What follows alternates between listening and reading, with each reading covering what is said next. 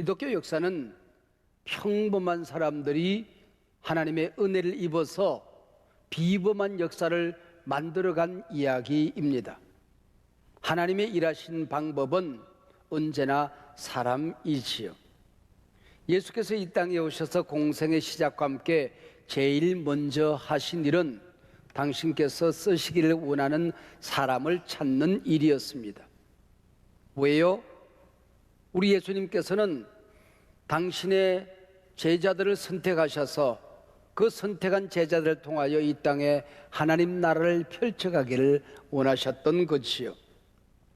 예수님께서 12 제자를 부르신 사건 가운데 가장 길게, 가장 자세하게 기록된 본문이 오늘 본문 베드로를 부르신 사건입니다.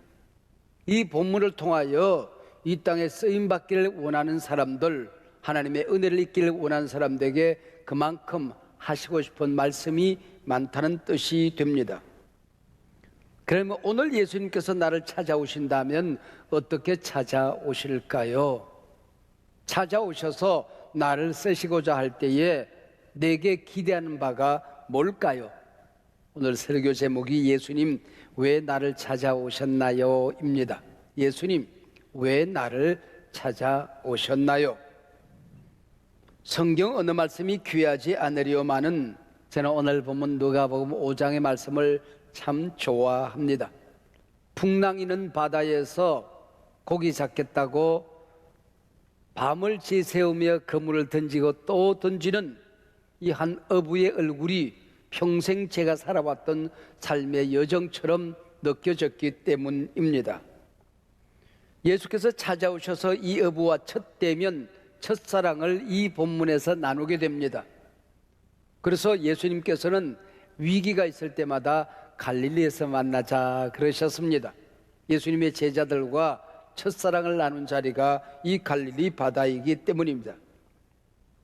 예수님이 오시자 인생에 대해 반전이 일어나게 되는 것입니다. 역전극이 펼쳐지게 되죠. 실패의 밤은 승리의 새 아침으로 빈 그물은 만선이 되는 것입니다. 오늘도 마찬가지입니다.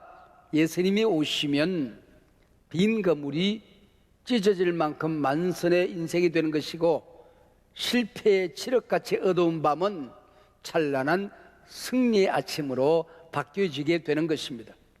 그렇게도 변하지 않는 사람이 변하는가 하면 내 인생의 역전의 드라마가 시작되는 것입니다. 성경에 참 잘난 사람도 많은 우리 예수님 하필 왜 베드로를 찾아오셨을까요? 우리 집에서는 쓰레기통하고 밥그릇하고 바꿔서 써본 적이 없습니다. 여러분 집에서는 쓰레기통에 밥 담아서 잡수시나요? 준비된 그릇대로 쓰시죠. 우리 하나님도 마찬가지입니다. 여러분, 인생의 인사권은 하나님이 가지고 계세요. 준비되기만 하면 하나님이 쓰시더라, 그런 얘기입니다. 오늘 본문을 기록한 사람은 누가라고 하는 의사입니다. 골로새서 4장 14절에 보면은 사랑받는 의원 누가 그렇게 되어 있습니다. 꽤 잘 나가던 사람이었다 그 얘기죠. 의사의 눈, 과학자의 통찰을 가지고 하나님께서 어떤 사람을 들어서 어떻게 불러 어떻게 사용하시는가 하는 것을 일목요연하게 그림처럼 우리에게 그려내고 있습니다. 자, 이제 성경을 펼쳐 본문을 살펴봅니다. 3절입니다.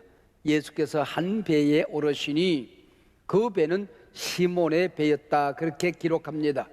그 배는 또한 고기 한 마리 잡지 못한 빈배였다고 하는 것입니다. 여러분, 인생을 살다가 보면은 장사 하루를 하더라도 장사가 잘 되는 날은 하루 종일 노력을 해도 재미가 있어요. 공부를 해도 공부가 잘 되는 날은 밤을 지새워도 재미가 있습니다.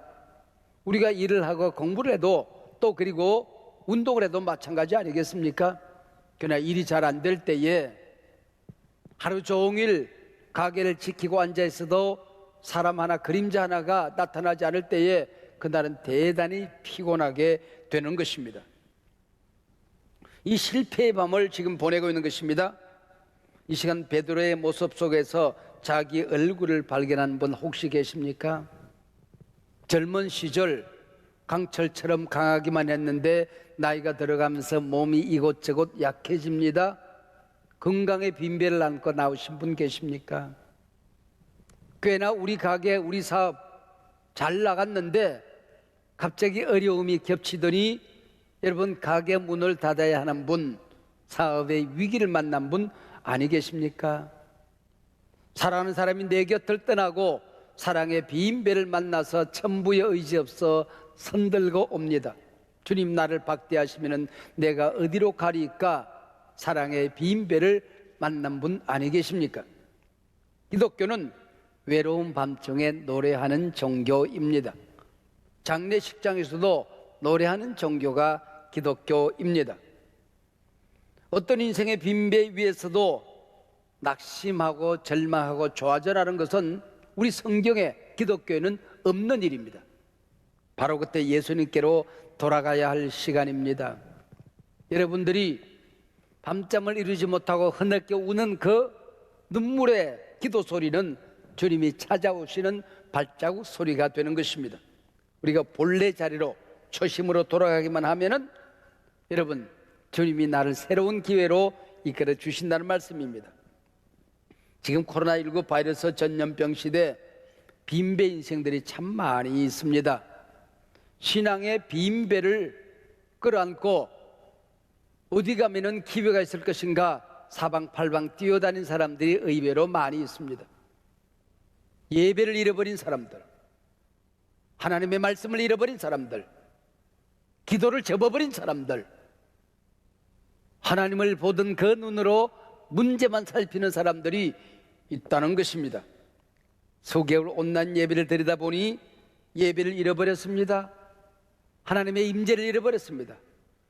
예배 시간마다 가슴이 터질 것만 같던 그 예배 감격이 사라졌습니다. 여러분 신앙이 곤두박질 치기 시작하는 것입니다. 더 이상 버틸 힘이 없어서 가게 문을 닫아버린 사람들, 우리나라는 전 세계에서 자영업자들이 가장 많은 나라 가운데 한 나라라고 합니다. 여러분 얼마나 힘드십니까? 얼마나 아프십니까? 나도 남 못지않게 하나님 앞에 쓰임받고 싶은데 여러분 기회가 문이 닫히는 것만 여겨질 때에 얼마나 괴로우십니까? 바로 이때 우리는 예수님께로 돌아가야 될 시간입니다. 주님 만나야 될 때라고 하는 것입니다.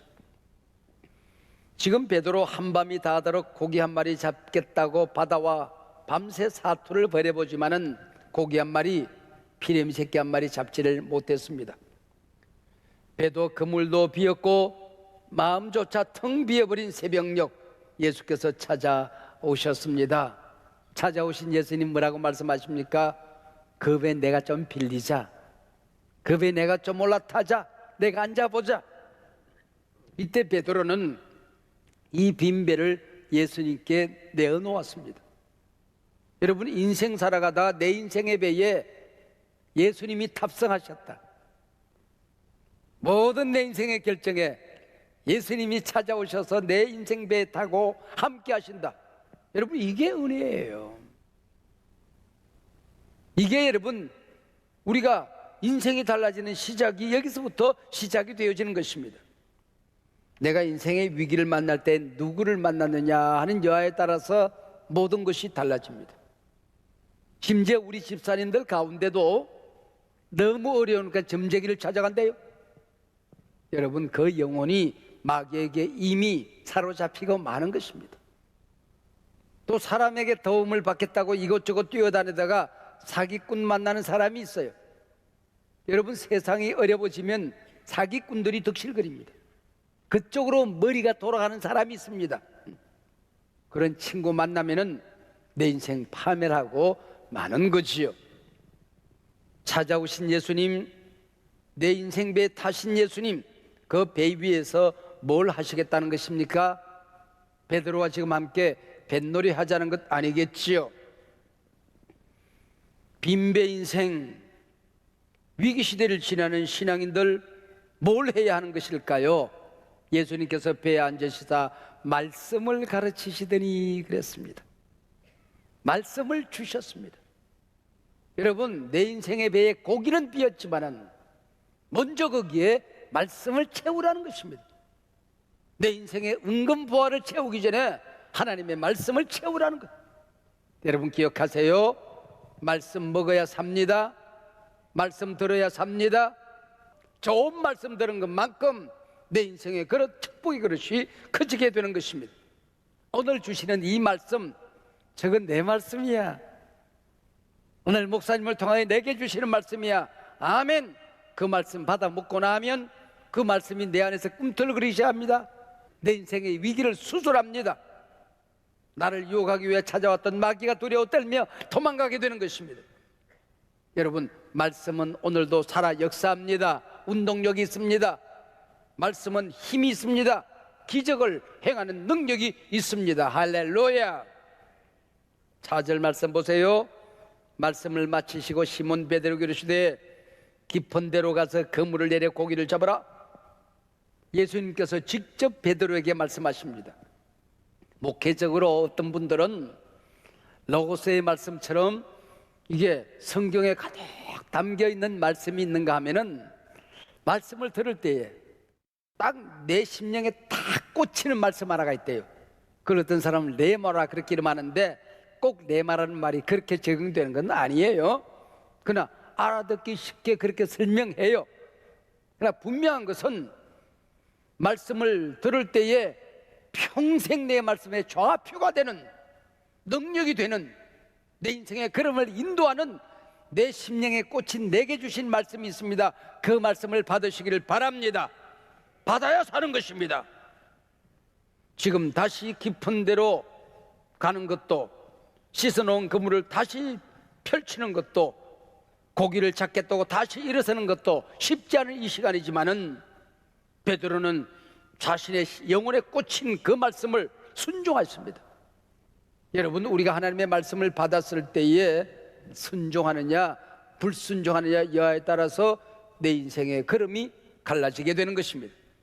5절 시몬이 대답하여 이르되 선생님 우리들이 밤이 새도록 수고하였으되 얻은 것이 없습니다. 이 말씀 속에서 위기 시대를 살아가는 사람들이 어떻게 살아가야 되는 것인가? 내 인생의 위기를 만났을 때에, 어려움이 찾아왔을 때에 하나님의 자녀들, 하나님이 쓰기를 원하는 사람들, 하나님이 축복하는 사람들은 어떻게 살아가는가 하는 것을 보여주는 정답이 이 안에 있습니다. 어부는 고기가 안 잡히는 밤에도 그물질을 포기하면 안 됩니다.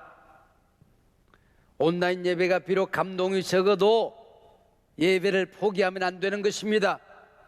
마음이 지쳐갈수록 성경책을 덮어서는 안 됩니다. 성경을 펼쳐야 됩니다. 기도의 응답이 느려도 기도의 제목을 덮어버리면 안 됩니다. 다시 기도 제목을 펼치고 하나님 앞에 무릎을 꿇어야 됩니다. 하나님 앞에 가까이 나아가야 됩니다. 부르짖어야 됩니다. 크고 비밀한 일들이 부르짖는 그 기도 가운데 나타나게 되는 것입니다. 할렐루야. 같은 5절이지요. 그러나 말씀에 의지하여 내가 그물을 내리리이다. 고기 한 마리 잡지 못한 그 새벽, 내 인생의 배에 예수님이 오셔서 말씀을 가르쳐 주셨어요. 그 말씀을 들을 때에 내 가슴이 꿈틀거리기 시작했어요. 뭔가 신비한 능력을 경험했어요. 그 말씀 내 말씀으로 꽉 붙들었어요. 아멘 하고 먹었어요. 내가 먹은 그 말씀에 의지하여, 내가 들은 그 말씀에 의지하여, 아멘 하고 꿀꺽 삼킨 그 말씀에 의지하여 그물을 내리리다.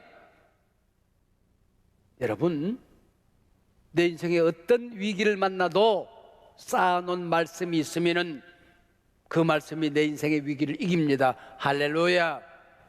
쌓아놓은 기도가 있으면은, 내가 받아놓은 은혜가 있으면은, 여러분 그 위기 때에 쌓아놓은 기도가, 은혜가 역사를 만들어가게 되는 것입니다. 6절 그렇게 순종하니 고기가 얼마나 많이 잡혔던지 그물이 찢어질 만큼 된지라. 베드로의 최대 장점이 여기에 있었습니다. 언제나 하나님이 사용하는 사람은 이런 사람입니다. 하나님의 말씀이 내게 임하면 즉각 순종하는 것입니다. 아브라함아, 아브라함아, 그 아들 이삭을 내게 바치라. 여러분, 얼마든지 한가할 수 있습니다. 사흘만 말미를 주세요. 하나님 앞에 타협할 수 있습니다. 그러나 새벽에 즉시 일어납니다. 깊은데 그물을 내려 고기를 잡아라. 즉각 순종합니다. 하나님 앞에 쓰임받는 사람은 이런 사람들입니다. 여러분, 시간적으로 밤새도록 그물질을 했는데 고기 한 마리 못 잡았어요. 두둥실 해가 떴어요. 고기가 다 사라져요. 그물이 내려와도 그물이 다 보여요. 근데 그 아침녘에 그물질을 한다는 게 있을 수 없는 일이에요. 그 자리 수많은 배들이 지나갔어요. 던지고 또 던졌어요. 경험적으로 불가능한 일입니다. 다시 새로운 그물을 다시 손에 들고 일어설 힘조차 없어요. 온몸에 힘이 빠졌어요. 지금 머릿속에는 빨리 집에 가서 빵 한 조각 입에 물고 아랫목에 눕고 싶어요. 근데 깊은 데로 가라고요. 순종할 때에 역사가 일어나게 되는 것입니다. 더더구나 그물질에 관한 한 전문가는 바로 베드로 자신입니다. 예수님은 직업이 뭐예요? 목수. 그것도 전직 목수, 현직 실업자. 이런 분이 그물질에 가라, 이렇게 하라 저렇게 하라 순종할 수 있는 상황이 아니라고 하는 거죠. 가끔 우리 교인들이 참 어려움을 겪을 때가 있어요. 그래서 기도를 해주다가 갑자기 영감이 와요. 그래서 그 위기를 이렇게 한번 돌파해 봅시다. 항상 있는 건 아니야. 한 번씩 와요. 근데 거기 순종하는 사람이 있고 거기에 순종 못하는 사람이 있어요. 순종하는 사람은 대박 사건이 일어나더라고요. 여러분, 성경에 있는 얘기는 아닌데 옛날에 제가 부흥회 다닐 때 했던 얘기 가운데 이런 얘기가 있어요. 예수님께서 제자들과 함께 복음을 전하러 다니시다가 따뜻한 봄날이 됐어요. 얘들아, 오늘은 나와 함께 소풍 가자. 도시락은 어떻게 할까요? 김밥을 쌀까요? 걱정하지 말고 따라오느라. 감람산 밑에 도착을 했어요. 예수님께서 얘들아, 머리통만한 돌멩이 큼직큼직한 거 하나 손에 들어라. 그 제자들이 다 머리통만한 거 굵직굵직한 돌멩이를 손에 들고 산에 오릅니다. 근데 불평쟁이 가룟 유다는 새끼손가락만한 걸 손에 들고 따라가는 겁니다. 소풍 가져가 놓고 일 시킨다고 투덜투덜하고 올라갑니다. 언덕 위에 올라서더니 나무가들 밑에 자리 펴라. 그리고 내려놓아라. 예수님께서 손을 번쩍 드시고 기도했어요. 눈을 뜨고 보니까 가져온 돌멩이가 한쪽은 과일, 한쪽은 빵, 한쪽은 고기가 되어서 얼마나 푸짐한 도시락이 됐는지. 얘들아, 자기가 가져온 거 자기가 먹기다. 다른 사람 나눠줘서는 안 되느니라. 가룟유다는 새끼손가락만한 카스테라를 입에 넣으니까 얼마나 맛있게 녹아내리는지. 그 다음부터 전도는 안 하고 자꾸 소풍 가자고 저럽니다. 가을이 됐습니다. 가을 소풍을 갔어요. 예수님, 오늘도 감람산으로 가요. 그러자 감람산에 도착하더니 예수님께서 오늘은 주먹만한 돌멩이 2개씩 손에 들어라. 다른 제자들은 순종하여 주먹만한 걸 손에 들었어요. 가룟유다는 지난번에 못 먹은 본전 생각이 난지라 강대성 반쪽만한 걸 어깨에 걸머졌습니다. 이번에 얼마나 멀리 가는지 언덕을 넘어서 개울을 지나서 강을 건너서 갑니다. 도착하시더니 얘들아, 내려놓아라. 기도하자. 손을 번쩍 드시고 기도하고 난 다음에 보니까 빵은 간 곳이 없어요. 돌멩이는 돌멩이 그대로, 바위는 바위 그대로 있거든요. 위를 쳐다봐라. 높은 나무가 한 그루인데 보니까 거기에 먹을 게 주렁주렁 매달렸어요. 베드로가 던지라. 베드로가 돌을 휙휙 던졌더니 먹을 게 왕창왕창 쏟아집니다. 쥐가 딴 거 지가 먹기다. 나눠져서는 안 됐느니라. 다른 제자들은 배가 터지게 먹었습니다. 가룟유다는 그 큰 바위 덩이를 들었다 놨다 들었다 놨다 땀만 뻘뻘 흘리고 왔다는 얘기지요. 있음직한 얘기도 아니고 실제로 있었던 일도 아니지만은 하나님의 말씀은 그런 겁니다. 내 머리에 이해가 안 되어도 가슴에 순종할 용기가 안 생겨도 순종하면 기적은 일어난다. 할렐루야. 말씀대로 살아보면 역사는 일어난다. 할렐루야.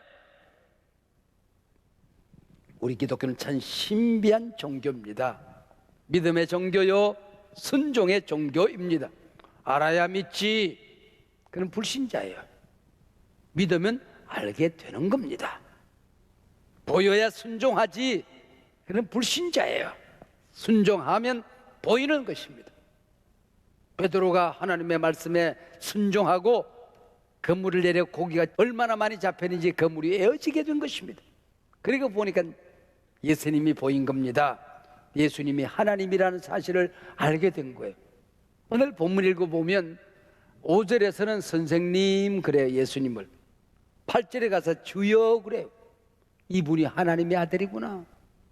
이분이 우주를 만든 분이구나. 이분이 바다의 주인이구나. 물고기를 다스리시는 분이시구나. 그물을 휙 던졌더니 물고기를 밑에 쫓으시는 거예요. 리모컨 들고. 깊은데 그물을 내려 고기를 잡아라. 그리고 고기를 다 그 자리에 모아놓으시는 분이야. 야, 이분은 바다의 주인, 물고기를 다스리시는 분이시구나. 주여, 주여. 순종하고 눈이 열리게 되었다는 것이지요. 여러분에게 있어서 예수님은 누구이십니까? 나를 구원한 구세주이십니까? 우주 만물을 창조하신 분이십니까? 역사를 다스리시는 분이십니까? 내 인생의 모든 것을 주관하시는 분이십니까? 주여! 여러분, 모든 것이 주의 손 아래에 있다. 이게 신앙이라는 것입니다. 이제 오늘 우리가 반드시 해결해야 될 마지막 질문이 남아 있습니다. 오늘 설교 제목입니다. 예수님, 왜 나를 찾아오셨나요? 가게가 잘 안 되더니 예수님 만나서 가게가 번창하게 되었습니다. So what? 그래서 그걸로 뭘 했는데? 인생의 밑바닥을 기다가 은혜를 입고 높은 자리에 올랐습니다. So what? 그 자리에서 뭘 했는데? 빈금을 들고 예수님 만나서 만선했습니다. So what? 그 잡은 고기로 뭘 했는데? 우리 하나님이 그걸 물으시는 것입니다. 고기를 많이 잡은 이 경험을 통하여 주님 말씀하십니다. 네가 사람을 취하리라. 영혼의 그물질을 잘하는 제자가 되리라는 것입니다. 풍랑이는 바다 한가운데서 성공했습니다. 이제는 하나님 나라에서 성공할 차례라는 겁니다. 똑똑히 기억하세요. 세상의 성공은 반드시 영적인 성공으로 이어져야 합니다. 땅에서의 승리는 반드시 하나님 나라 승리로 이어져야 하는 것입니다. 저 자신이 1년 동안 기억할 말씀이 이 말씀입니다. 이 자리에서 1년 동안 so what? 그래서 너는 뭘 했는데? 정치는 짧고 하나님의 약속만 영원하다. 이 말씀 기억하고 살려고 하는 겁니다. 하나님께서 내 인생 마지막 날 물으실 것입니다. 네가 이 세상에서 얼마나 많은 고기를 잡았느냐? 우리 주님은 관심이 없어요. 그 고기 잡은 경험을 통해서 하나님 나라를 얼마나 섬겼느냐 물으실 것입니다. 풍랑이는 바다 한가운데에서 빈 그물 가득 채워지는 만선의 경험을 통해서 내 영성이 어떻게 달라졌느냐, 내 영혼이 얼마나 풍성해졌느냐, 네 사업의 성공을 통해서, 세상적인 성공을 통해서 교회와 하나님의 선교를 얼마나 잘 감당했느냐, 공동체를 얼마나 부유롭게 만들었느냐, 우리 주님이 물으실 것입니다. 사랑하는 성도 여러분, 빈 그물 들고 우시는 분 계십니까? 손 들고 항복하고 오신 분 계십니까? 오늘 주님을 만나시기를 바랍니다. 여러분, 위기시대에 신앙 잃어버리면 그 길로 건너박질 망하는 겁니다. 예배 잃어버리면, 하나님의 임재 잃어버리면, 성령의 능력 잃어버리면, 말씀의 권세를 잃어버리면, 기도의 문이 닫히면, 은혜의 문이 닫히면 그걸로 망하는 겁니다. 위기가 크면 클수록 하나님 앞에 더 가까이 나아가십시다. 세상에서 승리하신 분 계십니까? 만선의 기쁨을 누리신 분 계십니까? 그걸로 하나님 나라의 부요를 경험하시기를 주의 이름으로 축복합니다.